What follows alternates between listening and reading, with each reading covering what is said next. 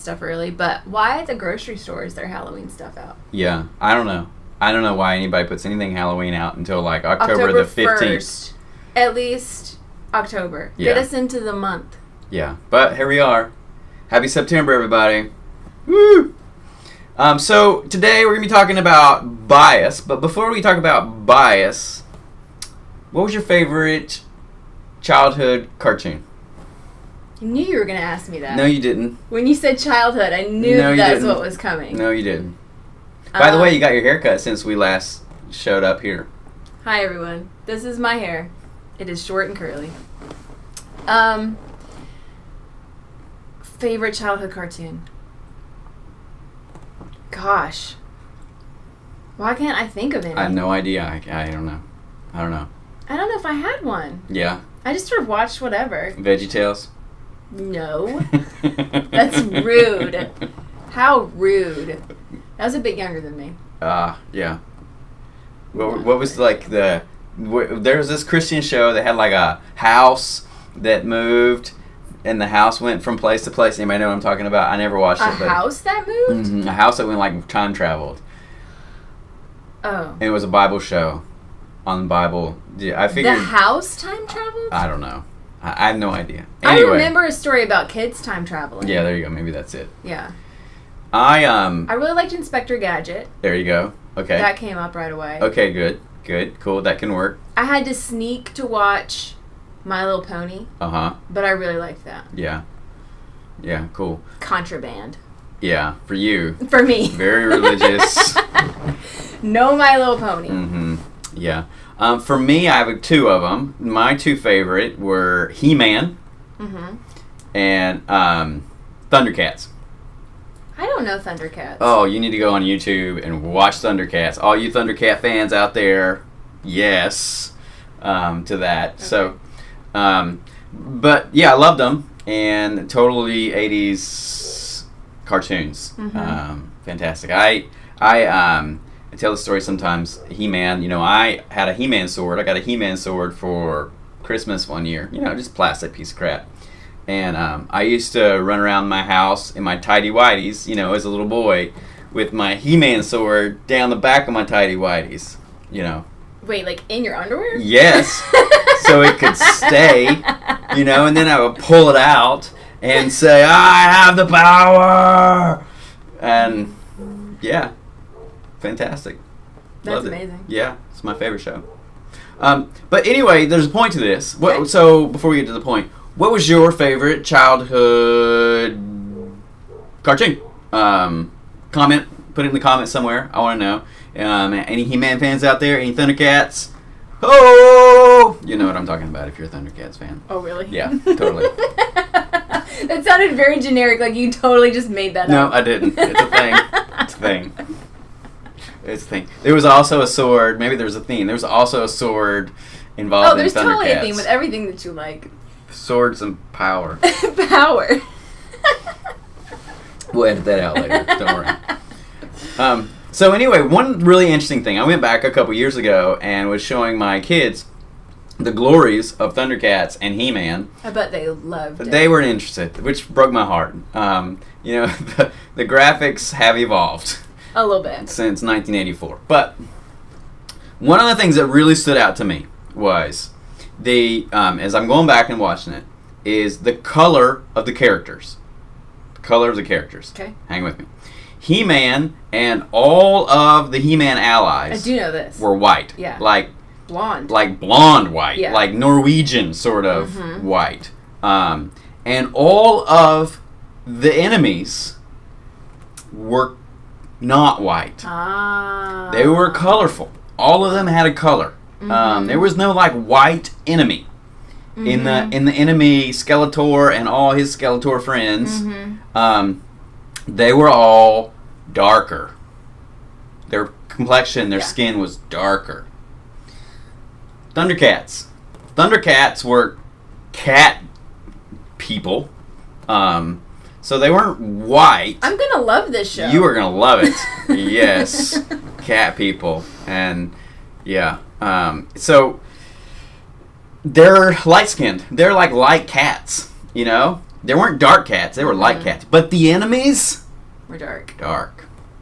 And so, like, I began to think about, like, okay, what's this doing to, like, as a child, you don't notice any of this. Yeah. You don't know what's going on. Mm-mm. But, like, how does that affect the brain? Yeah. And it does affect the brain. I'm thinking about all of the imagery from my childhood, which was very, like, Christian everything. Mm-hmm. Christian school, church all the time, and how Satan is characterized, drawn, and anything evil, same, dark, black, red, and then everything else is glowy and white and light. Mm-hmm. Totally. Yeah, yeah. And we even have, like, our lexicon, okay? So this is, like, our images. We see this on news all the time, right? Like, before lexicon. We see, like, who's getting in trouble on the news. Oh, yeah. It's always black folk. Always. Always. Yeah. Black folk. Got in trouble. Mugshot. Black folk. White people commit just as much crime. Totally. As black folk. Doesn't get reported. Where are they? Where are the mugshots? Yeah. Of all these white folks committing crimes. Even our lexicon. I was watching an old Muhammad Ali clip somewhere on Facebook or whatever, and he was talking about this, and he was like, look at our lexicon. We talk about, like, blackmailed, blackballed, black-lined. Oh, yeah. Darkness, I mean, yes. Darkness and light, and so many of the words and so many of the phrases that we use. Absolutely. And we were talking about this the other day with male and female, how in some romantic languages the words have a gender and how that gets into the way you think about things. And there are some words in different languages, and I'd love it if you know some of these, write them in the comments, that are really negative towards women, but they're a feminine pronoun, and so you have to use it in conjunction with what you're thinking of for feminine. And we have the same. We don't have that in English, but we have the same thing with the way we characterize colors, for sure. Yeah, yeah. So you're probably thinking, like, this is not a thing. Like, that doesn't matter, right? Yes, it does. Yes, it does, because your brain is interpreting all these ideas, images. Your brain is trying to save your life. Always. Like, that's the purpose of the brain. It's your survival. So the brain is having to make connections. It's having to make conclusions about what's safe and what's not safe. Who's safe and who's not safe. Where can you go and where you can't go. Who do you need to watch out for? When do you need to watch out for them? You're like, all this is running in your brain all the time, and you don't realize it. So your brain's making conclusions based on what the information that it gets. Like, the brain doesn't know what it doesn't know, right? The brain only knows what you put in there, what it sees and processes. So if we spend our life as children putting in all of it, and most, like, when the brain is learning how to do life, and all of this process through being a child is your brain is getting information. Light is good, dark is bad. Yeah. And so then the brain makes conclusions on that. All right, you fed me this information, so what am I going to do? The brain creates a bias for things that are white and light and against things that are dark and black or dark colored. Like, this is what the brain does. It creates a bias. And so we're all living in this world as biased people. We can't not be biased. Like, everybody's biased. Some people are like, well, I'm not biased. Yes, you are. Everybody's biased. This is what the world does to us. We're biased. Now, the question is, what are you biased for, and what are you biased against? And we need to do some work, a lot of times, to figure out where are our biases, and how are we living into our bias, or are we noticing it? So, what are some ways you see this happening in life, in your life, or in your history in life? Yeah, I mean, I think I have to, like, I have a bias against men, and I know this. No offense. But I think every woman of a certain age has experienced some sort of harassment by a man. And so when I'm alone at night at a gas station, men are different at gas stations, women, we know this. But if I see a man pull up, I get nervous. Like, could be the nicest looking human, but if it's a man, instantly I put all my little shields up, and I don't look anybody in the eye, and I will have this stress response. And it's not like I've been terribly abused, but like I definitely have a bias against men that I see come up, and I'm sure it has prevented me from maybe it's prevented me from harm, but I think most of the time what it does is prevent me from feeling normal or like being nice and friendly because I'm so scared. Yeah. So like absolutely. So and all the more like imagine those people who have had an experience with a person, man or whatever. So your brain just is like danger, even if there's absolutely no danger, and so it can stop you, and it's trying to stop you from getting in trouble, but it can stop you from just like being kind. Sure can. So your brain is your brain, and your brain is.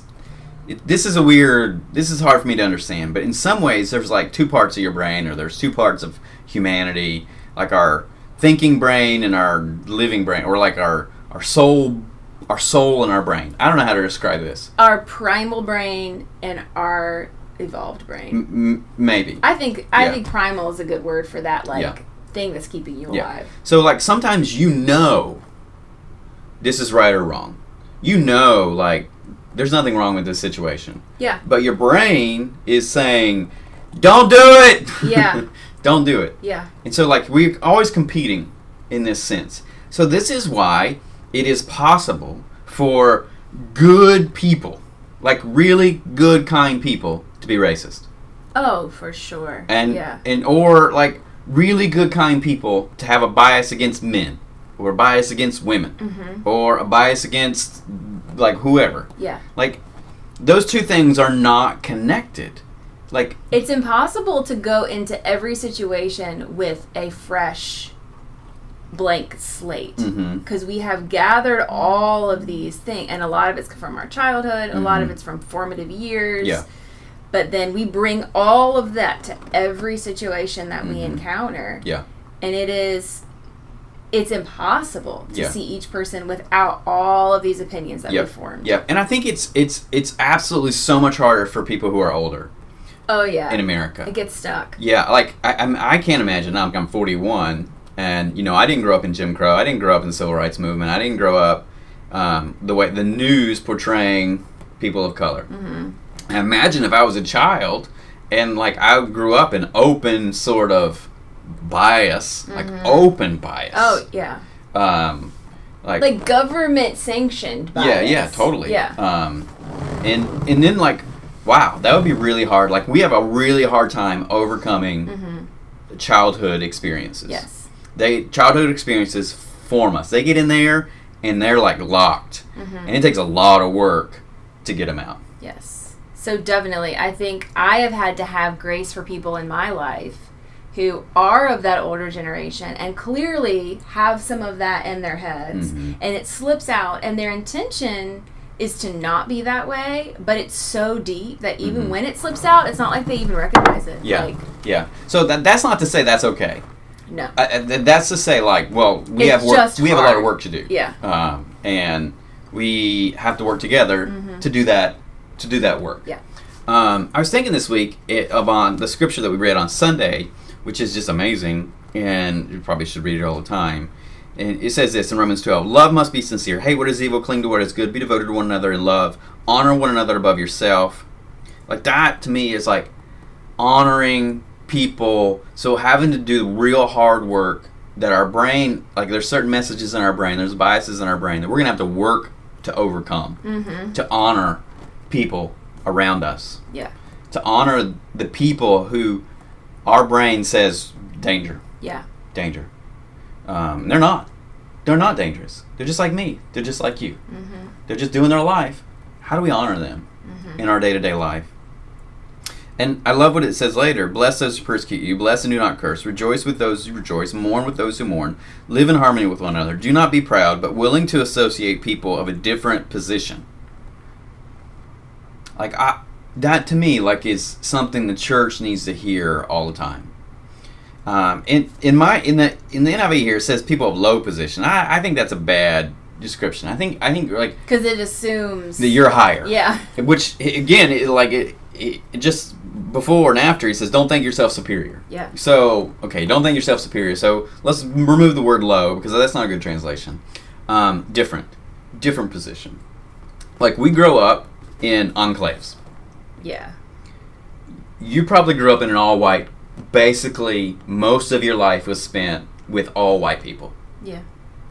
My life, basically, growing up, was spent with all white people. Mm-hmm. Of course, we form biases. I mean, most people grow up with people like them. And this is what our brain does. We want to, because we feel safe with me. Like, I know that I'm safe, mm-hmm. right? My brain knows that I'm safe. Mm-hmm. Your brain knows that you're safe. Mm-hmm. You look in the mirror every day, and what do you see? Your brain makes conclusions. People like you are safe. Yeah. I look in the mirror and I'm like, people like me are safe. I live in a community, I go to a church, I live in a neighborhood. I realize these people are like me. Mm-hmm. We form biases. Mm-hmm. And so, like, I think one of the best things that we can do is to overcome some of our bias is to just be friends with people who are different from us. And it's not always a natural mm-hmm. thing, because we all live in these little groups, so it's sometimes really hard to break out of that group. Mm-hmm. You have to intentionally place yourself in experiences or in environments where you have the opportunity mm-hmm. for that. Yeah. Which is a hard thing to do. Yeah, it's so hard. Yeah. And then, like, once we do that, like, other people are biased, you know? Right. So they're biased too. Like, all of us are biased. Yes. So then they're like, what are they doing? Mm-hmm. Their brain is like, who are they? And what are they doing here? Yeah. And why do they want to be here? Yeah. Are they danger? Right. And so, like, we have all of this pain and all of these biases that our brain has given us. Mm-hmm. It's not doing us any good. But this is where we are. Yeah. So I think, like, as followers of Jesus, I think being intentional about associating, being friends with, developing relationships with people who are different from us. Mm-hmm. That I think that associate people in different positions. I think that's the hard work of the church. Yeah. And unfortunately, you know, most churches are either your white church, your black church, your Latino church. And I get it. It's difficult mm-hmm. to go into be in a church that's different from you. And I mean, you know, I wouldn't say that our church is really diverse. We're a little bit diverse, mm-hmm. but you know, we've had in our church that are really loving and outreach. I've had black folk like, I can't go to church anymore. Yeah. It just, like, it's too hard. Yeah. And I'm like, I get it. Yeah. I get it. It's so hard. I think in order to put yourself in a situation where you're around people that aren't like you, it might take you driving across town to go to the gym that's not right by your house, you mm-hmm. know, or being in an uncomfortable church experience, or, you know, joining a group of mm-hmm. folks that is not convenient mm-hmm. to you, because everything around us typically is like us. Yep. And so you can very much live your entire life, even in a pretty diverse city like Raleigh is, mm-hmm. and not really ever interact with people that are different than you. So it has to be intentional. You can't just go like, oh, well, I'm just going to, you know, live this life and just have this part of my brain open for those relationships. Well, mm-hmm. no, you're not going to find them. Yeah. You have to make it happen. Yep, absolutely. And you have to be uncomfortable. Yeah. You have to be vulnerable. Yes. And when you said that, I bet a lot of our people, like, initially, because I thought of it too, when you say you have to be intentional, you got to go out of your way. Lots of times when we say that, when white people say that, it's like, well, black folk need to come mm-hmm. to our neighborhood, right? To our churches. Latinos need to come to, like, no, like, we, you know, like, this is everybody going have to cross the lines. Everybody trying to cross all the lines everywhere. Yeah. And so, like, if you go to the gym, where do you go to the gym at? Like, who's around you in your gym? It's just people like you. Maybe we need to go to a different gym where it's people, like, more diverse neighborhoods, you know? Like, how often, when you're moving to a neighborhood, do you think, what's the diversity like here? What's the diversity like? And real estate agents won't tell you that. Mm-mm. They can't tell you that, and they won't anyway. Mm-hmm. But like our neighborhood, I mean, we live way out, and it seems like pretty nice. Homes are bigger, but my kids play with. There's a Arabic family across the street. Mm-hmm. My kids play with. There's a black family up the street that my kids play with. Like it's pretty. It's But if you go over to my side of town, which is old North Raleigh, it's not. It's really not that way. Mm-hmm. I mean, it's like I think my neighborhood's probably like 80 to 90% white. Mm-hmm. And it's funny how you don't notice it until you see someone who's different, and you're like, well, dang, look at that. Because, it's normal to see white people. Yeah. If that's your whole bubble. Yeah. But, yeah, no, I mean, I think there are so many parts of Raleigh that are unintentionally segregated now. I mean, at the time that they were built. Maybe not unintentionally, but, I mean, there's all sorts of issues with this, right? So many issues. Like there's historic oppression and putting people in certain communities. Yeah. We're not going to get into that, but all this is here of the reasons why we are enclaved. It's not just by chance. No, it's not by chance. The reason that churches are segregated is because after slavery, white people didn't want African folks to be in their churches. Yeah. And they tried. This is historically documented. For years, black folk tried to be part of white churches, and white people treated them miserably. Yeah. And they're finally okay, well, we're not going to be treated like crap in church. Yeah. So there's all these historical reasons, but thinking now, what do we do right now? How do we overcome these things? And I think developing friendships with people that are different from us. So that's rewiring your brain in a lot of ways. These people are not a danger. They're fine. They're normal. They're like me. They're safe. They're friends. And that's hard work in the brain. And I know objectively, we all agree with it, right? We're yeah, I agree with that. But then subconsciously, you don't realize what you're doing. Yeah. And your brain rules you. Mm-hmm. My brain rules us. Our brains rule us. So, we've got to fight against that. Well, going back to the cartoons, I mean, as parents, we can choose what content our kids see, what books we put in front of them, and we can make a choice. There are a lot more options now. And so if we're starting to see that most of the things our kids are watching have that light, dark thing, or have mostly white characters, we can say, hey, guys, let's not watch that show for a while. Let's watch these other things. Yeah. And so helping them to not have to overcome the biases that were formed in us. Yeah. Because we didn't have those options, or our parents weren't aware of it. Yeah. Yeah. Watching things from a really young age, reading things where have people of color as scientists and presidents and just and the leaders heroes, the main character. and heroes. Yeah. That's really important. Yes. And for kids, cognitive development to overcome bias. Yeah. So there's a lot of work to do. I mean, we can have this conversation. There's so many different elements to it, for sure. And, it's not our intent at all to kind of condemn. It's just here's our brain. This is the way our brains work. And our brains don't always work for us in the way we want to. But the good news is we can change that. Our brains are malleable. That's right. Yeah. We can change it. And it's going to take work. It's hard work, but it's worth it. Especially, if we're followers of Jesus and we're following Scripture. So that's it for today.